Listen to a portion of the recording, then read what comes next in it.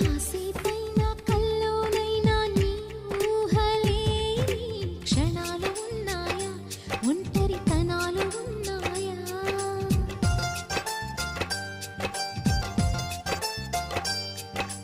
ఏం చేస్తున్నా ఎటు చూస్తున్నా ఈ రూపులోనే ప్రతిదీ చూస్తున్నా నిన్నే ప్రపంచమంటున్నా.